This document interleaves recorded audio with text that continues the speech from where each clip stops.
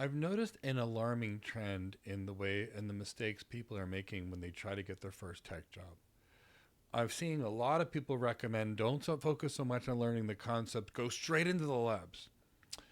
And unfortunately, what happens when people just learn by do and they click, click, click, and they enter a bunch of commands without knowing what the commands are and how the commands are working and what's going on in the underlying system, is they turn themselves into a how-to person.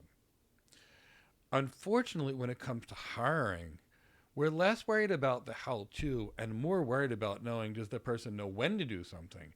Do they know what happens when they do something, implications of one change on another part of the system? Do they know the why behind the rationale? And that's the bigger concern, is understanding what to do and, more importantly, what not to do, not just how to do it.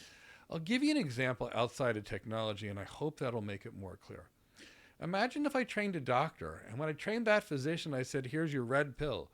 Now, your red pill is given out like this. Here's how to hand it to people. But I didn't tell the person what the red pill was used for. I didn't tell the doctor, how the red pill affected the body, the systems that it impacted the body, the interactions that it would have with other types of diseases and other types of medications in the body. I just said, here's your red pill, giving it out. I hope you could see why that wouldn't work. Well, when it comes to hiring someone, especially in the world with AI, we need someone that has the wisdom and judgment to not only know how to do something, to know when they shouldn't do it because it'll cause an outage or something like that. So don't just learn how to do something. Learn the why and the rationale and the concepts that'll turn you into a professional. Let me know how this helps your career when you implement some of these things in the comments section of this video.